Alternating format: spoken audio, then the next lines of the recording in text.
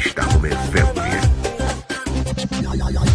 استکهلم، سالن رویایی کنسرت هوز با کنسرت رضا صادقی.